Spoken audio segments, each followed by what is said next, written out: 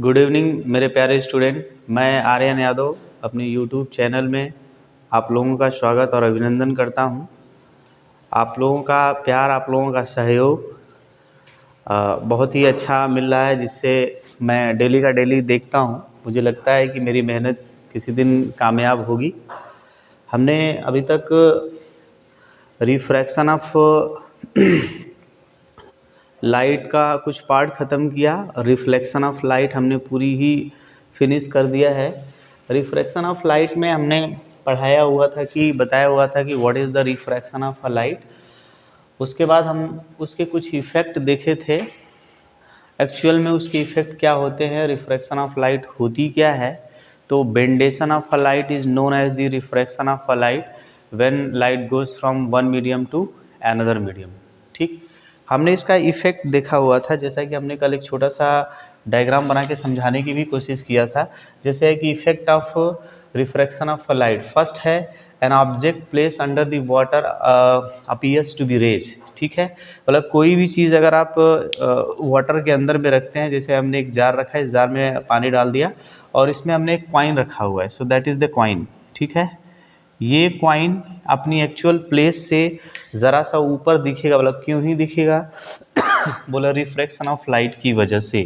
किसी ऑब्जेक्ट से रे चलती है, जनरली दो रे चलेगी ही चलेगी। बाय द वे कि ये रेज गई और यहाँ पहुँचते ही पहला ये मीडियम नंबर 1 ये है और मीडियम नंबर 2 ये है। ये मीडियम नंबर 1 वाटर है, ये मीडियम नंबर 2 एयर है। ठीक है, so that is the water and that is the air. When a light goes from one medium to another medium, it bends towards its original path. इसको जाना चाहिए था सीधे, लेकिन ये सीधे नहीं जाएगी, क्योंकि मीडियम बदल जाने से इसके रास्ते भी बदल जाते हैं। ये निकल गई, लेकिन हम जब इसको देखेंगे तो एक्चुअल में देखने के लिए क्या ज़रूरी है, बोला दोनों रे एक दूसरे को कहीं कैंसिल आउट करें। तो बाहर में कहीं कैंसिल आउट तो करेगी नहीं, तो हम इसको क्या करेंगे, ज़बरदस्ती पीछे मिलाएंगे। जैसे ही ज़बरदस्ती हम पीछे मिलाते हैं, ये डॉटेड लाइन से जहाँ भी डॉटेड लाइन से चीज़ें मिलाई जाए, समझ जाइएगा कि उसका जो इमेज बनता है वर्चुअल बनती है। पहली चीज़। दूसरी चीज़ कि अब ये जो ऑब्जेक्ट यहाँ था वो यहाँ ना दिख के थोड़ा ऊपर हो जाएगा। बोला ये यहाँ से क्या हो जाता है, बोला ये यहाँ अपनी जगह से थोड़ा रेज हो जाता है, उठ जाता है। इसलिए मैंने इसमें लिखा हुआ है कि an object place under the water appears to be raise. किसकी वजह से, रिफ्रैक्शन ऑफ लाइट की वजह से। ये छोटी छोटी जो चीज़ें हमने लिखा हुआ है, आपको जीएस के फॉर्म में भी, कभी कभी जीके में भी ये पूछ लेता है कि what is the reason that's anything is raise from the water surface. So due to the refraction of a light, anything is raised from the original places. ठीक है, so next a stick appears to be bent at the water surface. कभी आप कोई किसी टंकी में या किसी भरी हुई ग्लास के अंदर में एक छोटी सी स्टिक डाल देते हैं या कोई पेंसिल डाल देते हैं, तो आप देखिएगा वो पेंसिल आपको थोड़ी बेंड होके मिलेगी। क्यों ही मिलेगी, वो same reason, refraction of a light. एक और चीज़ हमने लिखा है, pool of water appears to be less than the actual. बोला है कि जब आप कभी स्विमिंग पूल में जाते होंगे, तो स्विमिंग पूल में जो पानी होता है बड़ा साफ़ सुथरा होता है। आप उसके बेस को देखेंगे तो आपको लगेगा कि जो बेस है एक्चुअल हाइट से थोड़ा ऊपर है, लेकिन ऐसा नहीं है। वो क्यों ही नहीं है, वो रिफ्रैक्शन ऑफ लाइट की वजह से वो इस ओरिजिनल जगह से थोड़ी सी ऊपर उठ के दिख रहा है, उभरा हुआ दिख रहा है।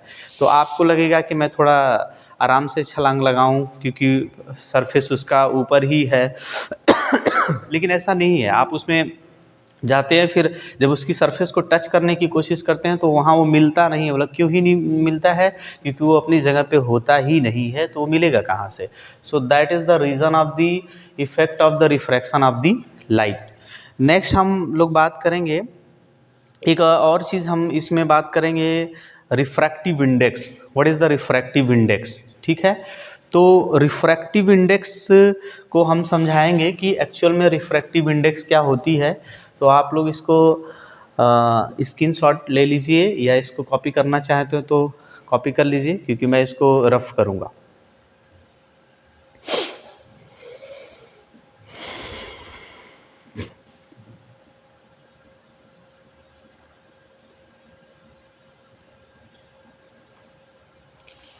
चलूँ। So next we will talk about the refractive index of the light. ठीक है, refractive index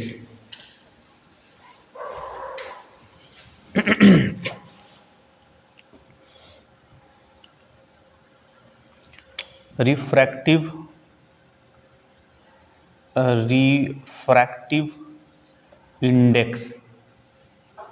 index of the light, what is that? ये क्या है? Refractive index is what? बोला refractive index is the ratio of the speed of light in vacuum to the medium, ठीक है। और refractive index को कई कई बुकों में एन लिखा है, कई कई बुकों में म्यू लिखा हुआ है। आप जैसा समझे वैसा कर सकते हैं, वैसे इसको एन से ही डिनोट करते हैं। तो refractive index n is equals to मैंने बोला कि speed of light in vacuum, what is this? Speed of light, ठीक है, speed of a light in vacuum, ठीक है, in vacuum divided by speed of a light, speed of light in medium, ठीक है, in medium is known as the refractive index, ठीक है।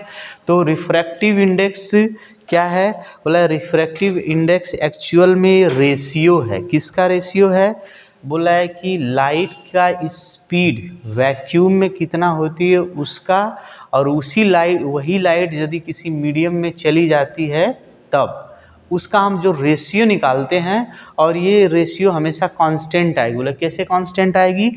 हम इसको n से डिनोट करते हैं। So n is equals to speed of a light in vacuum is equals to c, इसको c से डिनोट करते हैं। और किसी मीडियम में जिस स्पीड से चलती है उसको हमने लिख दिया v मीडियम। क्या लिख दिया हमने? v मीडियम लिख दिया।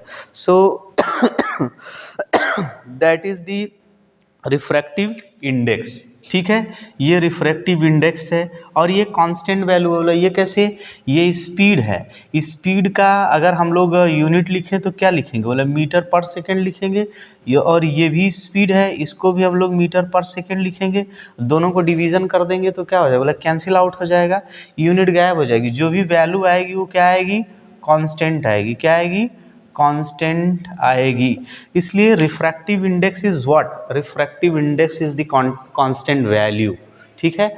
बाय द वे कि मैं इसको थोड़ा सा और इलेबोरेट करूं तो जैसे speed of a light in vacuum is equals to what? बोला 3 × 10⁸ मीटर पर सेकेंड, 8 मीटर पर सेकेंड। एंड मान लीजिए कि ये लाइट वाटर से एयर से होके कहाँ जाती है? ग्लास में जाती है। So the speed of a light in glass is equals to what? 2 × 10⁸ metre पर सेकेंड। ये दोनों उड़ जाएगा, है ना, सब खत्म हो जाएगी। What happen? 3/2। What is the value? 3/2 is that 1.5 ना, 1.5 है ना। So n is equals to what? 1.5, और 1.5 is the constant value. Light कहाँ से कहाँ गई? बोला एयर से होके ग्लास में गई। किधर से गई? एयर से होके ग्लास में गई। तो ये जो n है ना, इसको हम थोड़ा और तरीके से लिखेंगे। बोला कि n इज इक्वल्स टू, अभी जो आपको refractive index n is equals to मिला था, n इज इक्वल्स टू 1.5 जो वैल्यू मिली थी, इसमें लाइट कहाँ से कहाँ तक गई थी? बोला एयर से होके ग्लास में गई थी। कहाँ गई थी? एयर से। तो यहाँ आप लिखेंगे ANG, एयर टू ग्लास, ठीक है। लाइट जिधर से जिधर को जाती है उसको पहले, फिर इधर सही पूछिए तो इसको ऊपर भी लिख देते हैं ANG, ऐसे लिखते हैं, ठीक है। So ANG air to glass. Light कहाँ से कहाँ गई है? बोला एयर टू, किधर गई है? एयर टू ग्लास, ठीक है। लाइट किधर से किधर गई है? एयर टू ग्लास गई है, ठीक है। So that is the refractive index, ठीक है। अब इस रिफ्रैक्टिव इंडेक्स को मैं थोड़ा और ज़्यादा एक्सप्लेन करूँगा। इसमें कुछ क्वेश्चन भी आते हैं, उस क्वेश्चन के फॉर्म में हम थोड़ा सा एक फॉर्मूले का डेरिवेशन यहीं से कर देंगे, ठीक है। बाय द वे कि लाइट हमारी एयर टू किसी मीडियम में जाती है या मीडियम टू एयर जाती है तब क्या होती है, ठीक है। तो हम इसके थोड़े दो केसेस ये चीज़ें समझ में आई। What is the refractive index? फिर से, refractive index is the ratio of the light in vacuum upon in medium, ठीक है। So that is the refractive index, ठीक है। सो नेक्स्ट इसके कुछ स्पेशल केसेस के बात करेंगे हम और इसको रफ करूंगा, ठीक है। ओके देखिए इसकी स्पेशल केसेस क्या हैं, इसको मैं थोड़ा सा डिफाइन करूंगा, ठीक है।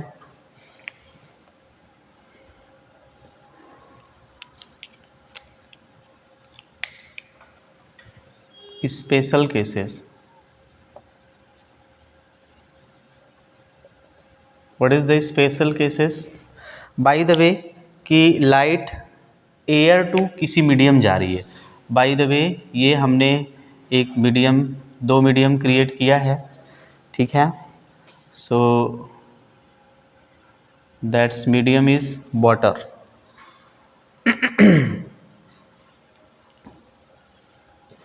That's medium is water. ये मीडियम नंबर 1, ये मीडियम नंबर 1, ये है मीडियम नंबर 2, ये मीडियम नंबर 1, ठीक है, सही है। Light medium number 1 is what? Medium number 1 is the air and medium number 2 is what? Water, ठीक है। बाय द वे कि लाइट कहाँ से कहाँ आती है? बोला है एयर से वाटर को आती है। जैसे ही लाइट पहली चीज़ कि जहाँ इंसिडेंट करेगी इस वाटर के सरफेस पे इंसिडेंट करेगी, जहाँ इंसिडेंट करेगी वहाँ एक नॉर्मल बन जाएगा, ठीक है। लाइट किधर से किधर जा रही है? बोला एयर टू वाटर, यानी रेयर टू डेंसर, है ना। इसको जाना चाहिए था सीधे, इसको जाना चाहिए था सीधे, लेकिन हमने एक रूल बताया है, rare to denser comes to the normal, normal की तरफ में झुक जाएगी, ठीक है। अब ना मुझे इसको रिफ्रैक्टिव इंडेक्स के फॉर्म में लिखना है। कैसे लिखना है? बोला हमको इसको रिफ्रैक्टिव इंडेक्स के फॉर्म में लिखना है। बाय द वे जिस पहले मीडियम से चलती थी उस मीडियम में इस लाइट की स्पीड थी v1, है ना, ठीक है। और जिस दूसरे मीडियम में इंटर करी उसमें इसकी लाइट की स्पीड क्या कर गई? बदल गई, v2। और बदलना ज़रूरी भी है क्योंकि जब ये एक बाउंड्री को क्रॉस करेगी तो ये अपनी जो पहली वाली स्पीड है उससे थोड़ी कम या ज़्यादा हो जाएगी। यही तो रिफ्रैक्शन है, अपने रास्ते से भटक जाना, अपने स्पीड को कम कर देना। So that is known as the refraction of the light, ठीक है। अब हम ना रिफ्रैक्टिव इंडेक्स के फॉर्म में इसको डिफाइन करेंगे। तो रिफ्रैक्टिव इंडेक्स के फॉर्म में अगर हम डिफाइन करें तो अच्छा, एक और चीज़ हम इसमें छोड़ रहे हैं, इसमें एंगल आई बनेगा और यहाँ से एंगल आर बनेगा। Angle I is the incident angle and that will be the refraction, ठीक है ना, एंगल ऑफ रिफ्रैक्शन। अब मैंने बोला रिफ्रैक्टिव इंडेक्स को किससे डिनोट करते हैं? n से डिनोट करते हैं। लाइट कहाँ से कहाँ चली? बोला 1 से 2 को चली, है ना।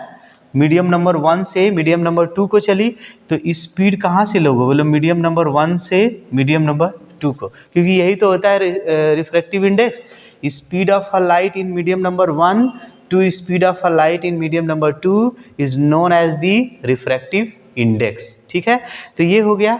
ये केसेस क्या हैं? जब लाइट एयर टू वाटर आती है, यानी रेयर टू डेंसर आती है।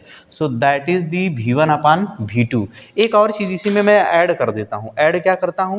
बाय द वे जब ये v1 की स्पीड से आती है तो ये डिस्टेंस λ1 ट्रेवल करती है। कितना? λ1। What is the lambda? Lambda is what? Wavelength, है ना। क्योंकि ये लाइट वेव के फॉर्म में चलेगी तो λ1 डिस्टेंस ट्रेवल करेगी। अगर इसमें λ1 ट्रेवल करती है तो इसमें क्या ट्रेवल करेगी? λ2, ठीक है। तो ये भी हो जाएगा λ1 अपान में λ2। ये एक फार्मूला बन जाएगा, हालांकि ये फार्मूला आपको आगे मिलेगा, ठीक है। सो 1 and 2 इसको क्या पढ़ोगे? 1 and 2, है ना। 1 and 2 is equals to v1 upon v2, ठीक। इसी की उल्टी कहानी कहूँगा, इसको आप पहले बनाइए, इसकी उल्टी वाली कहानी भी कह दूँ, ठीक है। सो उल्टी कहानी ये है, कुछ नहीं करनी है, मैं लाइट को अब डेंसर टू रेयरर ले जाऊँगा, डेंसर टू रेयरर ले जाऊंगा। और आई थिंक्स कि आपको बहुत अच्छे से समझ में आता होगा। कोई डाउट्स, कोई दिक्कत हो तो आप इसमें कमेंट करिए और मुझे बताइए कि नहीं यहाँ चीज़ें दिक्कत में हैं, मैं उसको और अच्छे से एक्सप्लेन करूँगा। ठीक है, तो बाय द वे मैं लाइट को फिर से डेंसर से रेयरर में ले जाऊँ, डेंसर से रेयरर में ले। मीडियम वही है, ये हमारा मीडियम नंबर, ये है हमारा मीडियम नंबर 2। ठीक है, मीडियम नंबर 2 है, ये हमारा है मीडियम नंबर 1। ठीक है, मीडियम नंबर 1 है। हम लाइट को कहाँ से कहाँ ले जा रहे हैं, बोला डेंसर से रेयरर। ये लाइट हमारी चली, ये लाइट हमारी यहाँ से ऐसी चली, जैसे ही सरफेस पे आएगी यहाँ एक नॉर्मल मिलेगा, इसको जाना चाहिए था सीधे। देखिए मैं इसकी डायरेक्शन ये दिखा रहा हूँ। ठीक है, इसको जाना चाहिए सीधे, लेकिन denser to rarer away from the normal, यानी नॉर्मल से दूर हो जाना, ये हो जाएगी दूर। अच्छा, ये कौन सा एंगल है, इंसिडेंट एंगल, क्योंकि इधर से हमने इंसिडेंट किया, so that will be the refractive angle r. ठीक, अब मैं इसको रिफ्रैक्टिव इंडेक्स के फॉर्म में लिखूं तो कैसे लिखूं, बोला रिफ्रैक्टिव इंडेक्स इज व्हाट, बोला एन। लाइट किधर से किधर गई, बोला पहले तो लिखिए एन, ये हो जाएगी एन। थोड़ा मेरा एन सही से बनता नहीं है, मैं बनाता हूँ एन। ठीक है, लाइट किधर से किधर गई, मीडियम नंबर 2 से मीडियम नंबर 1 को गई, तो अब 1 and 2 नहीं 2 and 1 लिखूंगा। क्या लिखूंगा, 2 and 1। तो 2 and 1, इसमें अगर स्पीड v2 थी तो इसमें स्पीड v1 है। अगर इसमें इसने डिस्टेंस λ1 ट्रेवल किया, सॉरी λ2 ट्रेवल किया, तो इसमें जो डिस्टेंस ट्रेवल किया होगा λ1 किया होगा नहीं किया होगा। बोला अब हम फिर से वही चीज़ लिखेंगे। क्या लिखेंगे, बोला ये लिखेंगे जिधर से लाइट जाती है वो ऊपर होता है, और जिधर में क्रॉस करके निकल जाती है सो दैट इज, ठीक है, तो ऐसे करेंगे। ये हो जाएगा v2 divided by v1 is equals to λ2 divided by λ1, that is the refractive index. ठीक है, तो आपको याद रखना है कि जिधर से लाइट इंटर कर रही है वो ऊपर होगा, और जिधर में लीव कर रही, जिधर से इमर्ज कर रही हो वो ऊपर हो जाएगा। ठीक है, बात समझ में आ रही है, सॉरी नीचे हो जाएगा। ठीक, सो ये हो जाएगा 2 and 1 is equals to v2 divided by v1 that is equals to λ2 divided by λ1। ठीक, आई थिंक्स बातें समझ में आ रही होगी, आ रही है। मैं फिर से इसको थोड़ा सा एक और इसमें चीज़ करूँगा, बाय द वे कि मैं इसको इक्वेशन नंबर 1 लेट कर लूँ, ये इक्वेशन नंबर 1 लेट कर लूँ और इसको मैं इक्वेशन नंबर 2 लेट कर लूँ। ठीक है, फिर देखिएगा मैं इसमें एक और फार्मूला बनाऊंगा। पहले तो आप इसको बनाइए, क्योंकि इस पर आपको क्वेश्चन मिलेंगे और बहुत ज़बरदस्त क्वेश्चन मिलेंगे। इसमें सबसे बड़ी चीज़ लिखने की जो तरीका है, जो मैं ANG GNA लिखूँगा वो सबसे खतरनाक चीज़ है। ठीक है, उसको मैं लिखवाऊँगा। ठीक है, अच्छा मैं इसको रफ करूँ, रफ कर सकता हूँ, वेरी गुड। ठीक है, देखिए आप इसको ध्यान दीजिएगा, 1 and 2 is equals to v1 upon v2, 2 and 1 is equals to v2 upon v1 that is equals to equation number 2। ठीक है, अब मेरे को फिर से याद दिलाइएगा। देखिए क्या था, हमारा था कि n1 1 and 2 is equals to v1 upon v2, है ना, and 2 and 1 is equals to v2 upon v1, यही है ना। इसको मैंने इक्वेशन नंबर 1 किया और इसको इक्वेशन नंबर 2 किया। ठीक है, इन दोनों का आपस में मल्टीप्लाई कर दीजिए। ठीक है, multiply by equation number 1 with 2। ठीक है, बाय द वे अगर मैं मल्टीप्लाई करता हूँ तो ये क्या हो जाएगा, 1 and 2 into 2 and 1 is equals to what, v1 upon v2 into v2 divided by v1। ये इसको कैंसिल करेगा, ये इसको कैंसिल कर जाएगा, क्या आएगा, यहाँ आएगा 1, क्या आ जाएगा, 1 आ जाएगा। एक बड़ा बेहतरीन फार्मूला बना, 1 and 2 into 2 and 1 is equals to 1। ठीक है, ये फार्मूला बन जाएगा, ये 1 and 2 into 2 and 1 is equals to 1। या इसको एक और चीज़ बोल सकते हैं कि इसको आप करिए, फिर मैं आगे इसको करता हूँ। इसको मैं फिर से ऐसे भी कर सकता हूँ कि जो ये 1 and 2 है, ये देखिए 1 and 2 into 2 and 1 is equals to 1 आया। या मैं ये भी बोल सकता हूँ कि 1 and 2 इज इक्वल्स टू 1 अपान में 2 and 1, यानी एक दूसरे के क्या है, रेसिप्रोकल है ना। ये इससे क्या पता चलती है कि these are reciprocal to each other ना, इससे ये पता चलती है कि दीज आर रेसिप्रोकल, ठीक है, रेसिप्रोकल टू ईच अदर, ठीक है, ये दोनों एक दूसरे के रेसिप्रोकल है, ऐसा होता है, ठीक है। और ये बहुत लाजवाब है, इस पे क्वेश्चन आता है, और इसमें क्वेश्चन यही 10 तक ही नहीं सीमित होता है, इससे क्वेश्चन आपको जो छोटे छोटे हम लोग एग्ज़ाम देते हैं, इवन देन कि हमने कई एग्ज़ामों में इसको देखा हुआ है, चाहे वो IAS जैसे एग्ज़ाम ही क्यों ना हो, अगर लाइट से क्वेश्चन आता है तो इस तरीके के क्वेश्चन भी आ जाते हैं, इसलिए इसको बखूबी अच्छे से ध्यान से इसको कर लीजिए, ठीक है। अभी मैं इसको फिर से थोड़ा और इसको नेमिंग करके इसको एलेबोरेट करूँगा, ठीक है।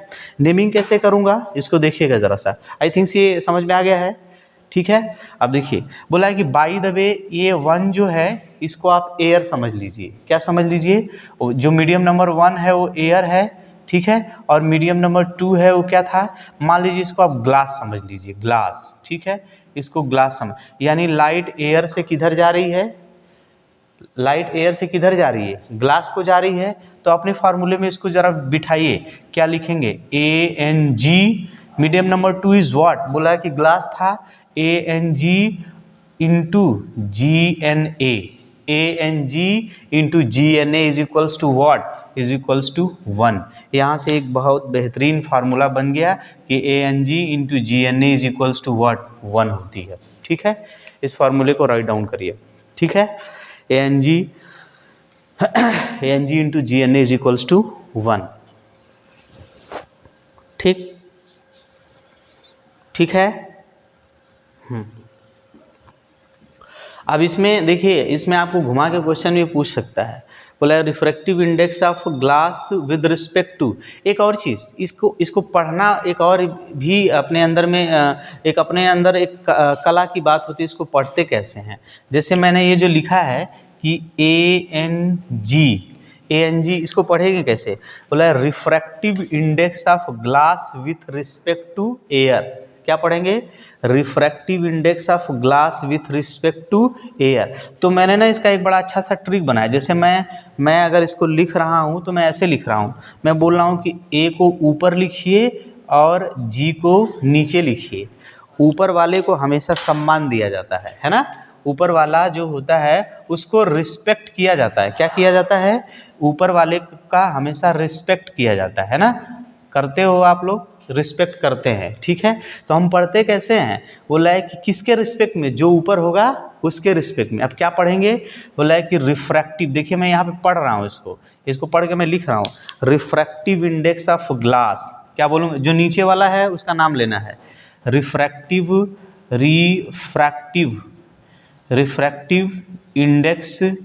इंडेक्स ऑफ ग्लास ना, ग्लास विथ रिस्पेक्ट टू, किसके रिस्पेक्ट में, विथ रिस्पेक्ट टू एयर, क्योंकि एयर ऊपर है ना, विथ रिस्पेक्ट टू एयर। ये चीज़ बहुत ज़रूरी है कि आप इसको लिखते कैसे हैं, तो जिसके रिस्पेक्ट में बात होगी वो ऊपर होगा, ठीक है। अभी अगर मैं इसकी कहानी उल्टी कर दूं कि refractive index of air with respect to glass, तब क्या हो जाएगा, तब ये GNA हो जाएगा, ठीक है, तब क्या हो जाएगा, ये GNA हो जाएगा। इसको ज़रा स्क्रीनशॉट कर लिए, फिर मैं इस पर फिर थोड़ा सा और डिस्कस करता हूँ।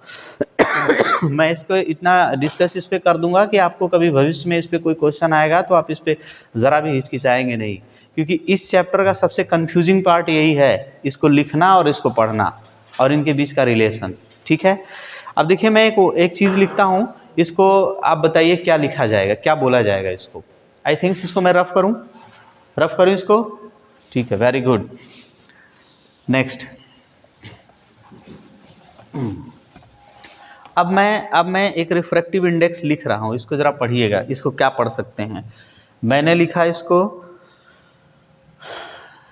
WNG, इसको हम लोग क्या पढ़ेंगे बताइए। ऊपर कौन दिखता है, बोला ऊपर W दिखता है, नीचे कौन दिखता है, G दिखता है, तो किसका रिफ्रैक्टिव इंडेक्स जो नीचे दिखता है उसका पढ़ना है मुझे, किसके रिस्पेक्ट में, जो ऊपर वाला है उसके रिस्पेक्ट में। तो पढ़ेंगे refractive index of glass with respect to water ना, क्या पढ़ेंगे, रिफ्रैक्टिव इंडेक्स, ठीक है, index of glass with respect to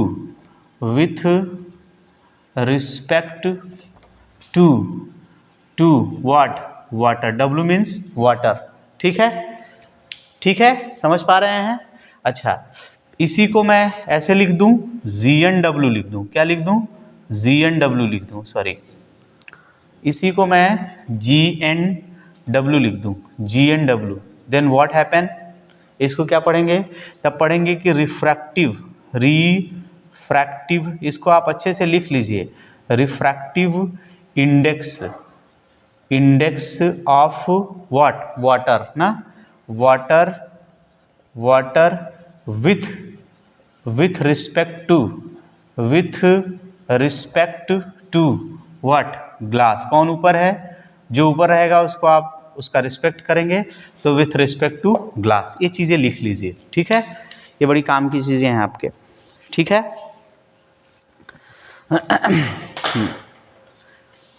एक छोटा सा इस पे एक्सपेरिमेंटल क्वेश्चन करवाऊंगा, हालांकि होता तो नहीं है, मैं जो भी न्यूमेरिकल का होगा, मैं न्यूमेरिकल की एक अलग से वीडियो बनाऊंगा, पूरी उसमें न्यूमेरिकल A to Z जितने भी NCERT के न्यूमेरिकल हैं मैं सब उसको कर दूंगा, और मैं बाकायदे उसमें न्यूमेरिकल के नाम से वो वीडियो बनाऊंगा, आप उसको देखिएगा। बाय द वे कि मैं इस पर एक छोटा सा एक्सपेरिमेंटल क्वेश्चन करवा देता हूँ कि ये सही कैसे है, ठीक है।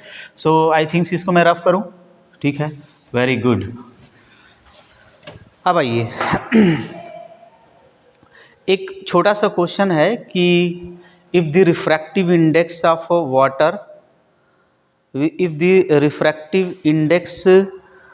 Water, with respect to air ना, ये दिया है कि इफ द रिफ्रैक्टिव इंडेक्स, मैं पूरा क्वेश्चन नहीं लिखूंगा, बस खाली न्यूमेरिकल में लिखूंगा, refractive index of water with respect to air, किसके रिस्पेक्ट में, एयर के रिस्पेक्ट में, तो इसको मैं क्या लिखूंगा, ANW इक्वल्स टू 1.33 दिया हुआ है, बोला है कि refractive index of water with respect to air is 1.33, तो आपसे क्वेश्चन पूछेगा कि what is the refractive index of air with respect to water, ये क्या है, refractive index of water with respect to air है, क्योंकि एयर ऊपर है और वाटर नीचे है, तो किसके रिस्पेक्ट में है, एयर के रिस्पेक्ट में। अगर इसी को उल्टा पूछ दे कि what is the refractive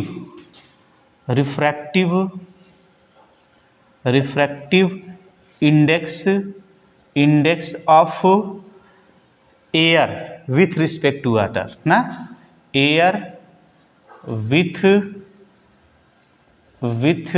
respect to, किसका जानना चाह रहे हैं हम लोग, what is the refractive index of air with respect to water, तो कौन ऊपर चला जाएगा, कौन चला जाएगा ऊपर, पहले तो ये ऊपर चला जाएगा, तो ये हो जाएगा WNA, WNA की वैल्यू कितनी होगी, मतलब ये दोनों एक दूसरे के रेसिप्रोकल होते हैं, तो 1/में कितना हो जाएगा, 1/में 1.3, सही है, ये हो जाएगी इसकी वैल्यू, किसकी, WNA की, क्योंकि अभी अभी हमने पढ़ाया इसको कि ANW लिखो या WNA लिखो, इसकी वैल्यू होती है 1, ठीक।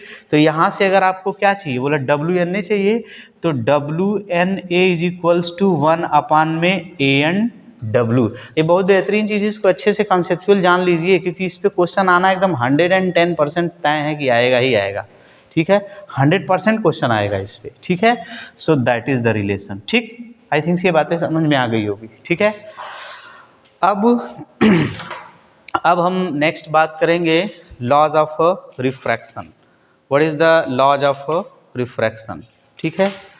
सो लॉज ऑफ रिफ्रैक्शन की बात कर लिया जाए, इसको रफ करिए तो मैं आगे चर्चा करूं लॉज ऑफ रिफ्रैक्शन, ठीक है, रफ करें, साफ साफ दिख रहा है, समझ में आ रही है?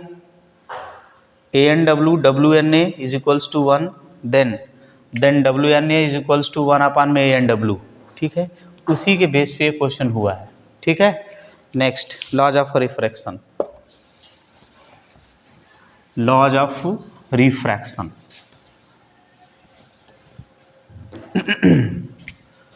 Laws of refraction.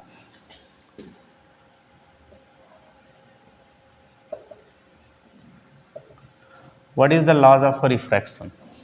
ठीक है, what is the laws of refraction? ठीक है, तो रिफ्रैक्शन के दो लॉ होते हैं, ठीक है? कितने लॉज होते हैं? दो लॉज। जैसे हमने रिफ्लेक्शन में पढ़ा हुआ था कि रिफ्लेक्शन के दो लॉ होते हैं, एक लॉ तो दोनों में कॉमन होता है, दूसरा वाला थोड़ा गड़बड़ हो जाता है। वो क्या गड़बड़ होता है, मैं उसको डायग्राम बनाऊँ उसके बाद तो फिर समझाऊँ, ठीक है? सो रिफ्रैक्शन इज़ व्हाट, बोला कि पहली चीज़ कि रिफ्रैक्शन का मतलब ये है कि लाइट किसी एक मीडियम से दूसरे मीडियम को जाए, अपनी ओरिजिनल रास्ते से भटक जाए, इसी को हम रिफ्रैक्शन ऑफ लाइट कहते हैं, ठीक है? सो बाय द वे, ये इधर में हमारा ये जो मीडियम है ये हमारा एयर है, एयर, ठीक है? ये जो मीडियम है ये है वाटर, क्या है? वाटर है, ठीक? अच्छा, जब ये लाइट, अरे क्या लिख दिया हूँ, वाटर लिखा हूँ, वाटर, या इसको ग्लास स्लैब ही कर लीजिए, कोई दिक्कत नहीं है, इसको पूरा ग्लास स्लैब ही बना दीजिए, ज़्यादा सही रहेगा।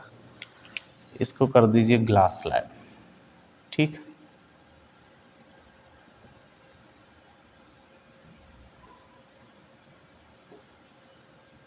मतलब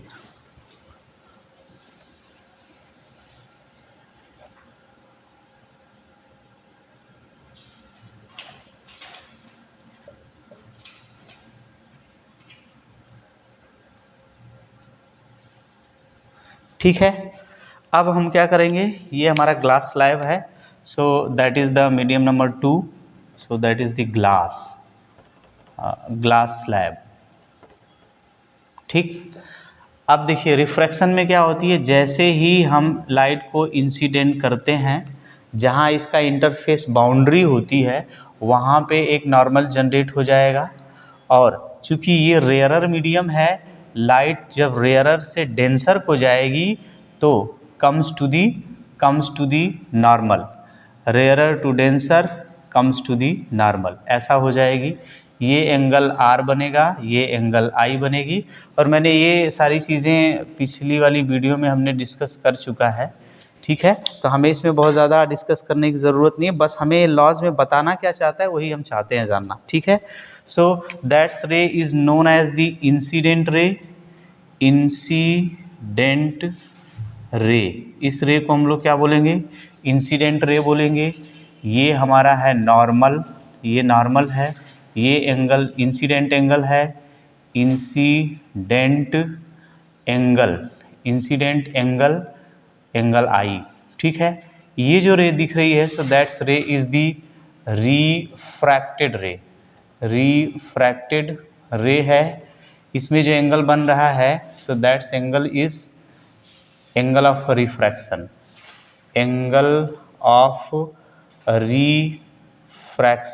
ठीक है? That is the angle R, ठीक? अब इसमें हम समझाना क्या चाह रहे हैं, बोला इसके दो लॉज होते हैं। So first laws is what, ठीक है? First law of refraction, first law of refraction, first law of refraction is what, मैं लिखूंगा नहीं, बस ऐसे ही बता दूंगा। फर्स्ट लॉ में क्या होता है, मैंने बोला फर्स्ट लॉ रिफ्लेक्शन का और फर्स्ट लॉ रिफ्रैक्शन का दोनों ही क्या होता है, कॉमन होता है। इसमें बोला जाता है कि incident ray, refracted ray, normal all lie in same plane, तीनों के तीनों क्या करते हैं, बोला तीनों के तीनों जो है सेम प्लेन में, कौन कौन, the incident ray, the refracted ray and the normal at the point of incident all lie in the all the same plane, तीनों के तीनों जो है एक ही प्लेन में लाई करते हैं, और ये जहाँ लाइट इंसिडेंट करती है, so that's point is known as the incident point.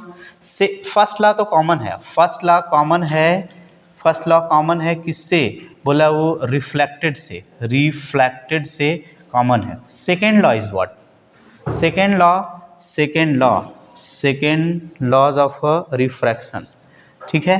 तो इसको हम लोग करेंगे second law of refraction. What is this, ये बड़ा फैंटास्टिक है।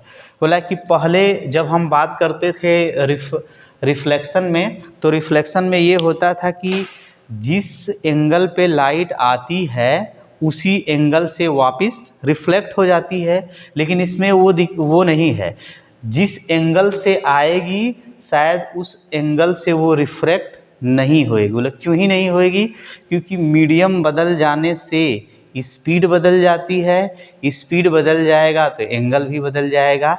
तो सेकेंड वाले लॉ का कहना ये था कि बाय द वे जो ये रे इंसिडेंट करती है उसको साइन के साथ, मैं बोल दूं साइन आई, जिससे ये रिफ्रैक्ट होती है उसके साथ हमने ऐड कर दिया sine, so that is equals to sine r is equals to a constant. क्या हो जाएगा, एक कांस्टेंट हो जाएगा, and that's constant is known as the refractive index. इसको हम लोग क्या बोलते हैं, रिफ्रैक्टिव इंडेक्स बोलते हैं। क्या बोलते हैं, रिफ्रैक्टिव इंडेक्स।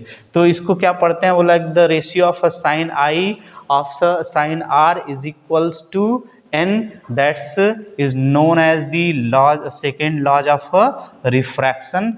और इसको आगे में हम चल के स्नेल्स का लॉ भी बोलते हैं। क्या बोलते हैं, स्नेल्स लॉ बोलते हैं। लेकिन आपको बस इतना ही जाननी है कि sine i is equals to sine r equals to constant, and that's constant is known as the refractive index. इसको थोड़ा और इलेबोरेट करेंगे तो sine i upon sine r is equals to, इसको ये लाइट किस मीडियम को आई, बोला मीडियम नंबर 1, ये मीडियम नंबर 1 से, ठीक है, मीडियम नंबर 1 से कहाँ चली, मीडियम नंबर 2 में गई। तो हम फिर से लिख सकते हैं कि ये कैसी गई, बोला 1 and 2, so that is the refractive index 1 and 2, so that is the second law of a refraction, ठीक।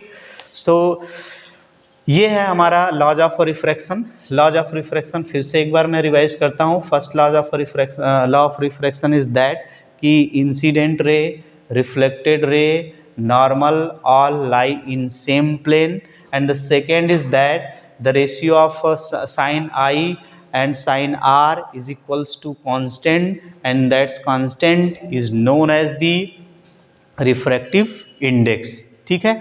इतनी कहानी करके आपको आगे निकल जानी है, इसमें बहुत ज़्यादा आपको परेशान होने की ज़रूरत नहीं है। इसीलिए मैंने सबसे पहले रिफ्रैक्टिव इंडेक्स को बाकायदे आपको डिफाइन कर दिया है।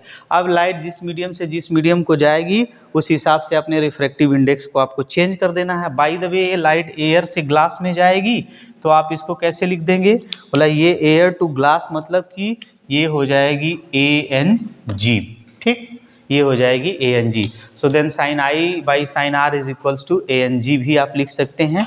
इस पे भी तमाम तरीके के क्वेश्चन आते हैं, लेकिन आपको बस खाली लॉ को याद रखनी है, क्योंकि आपसे लॉ ही पूछी जाएगी, ठीक है। और क्वेश्चन का एक अलग सेशन रखेंगे, उस सेशन में हम बाकायदे इसको डिफाइन करेंगे। नेक्स्ट हम लोग बात करेंगे, नेक्स्ट वीडियो में बात करेंगे refraction of light by spherical mirror. So आज सेशन को यहीं ऑफ करते हैं, और आप लोग इसको देखिए, लाइक करिए, कमेंट करिए, जो भी कुछ कमी है बताइए, कहाँ कैसा सुधार करना है, ज़्यादा से ज़्यादा शेयर करिए ताकि हमें मोटिवेशन मिले, हम चीज़ों को और अच्छा से अच्छा कर पाएँ। और मैं उम्मीद करता हूँ कि आप लोग मेरा सहयोग करेंगे। बस आज के लिए इतना ही, थैंक यू।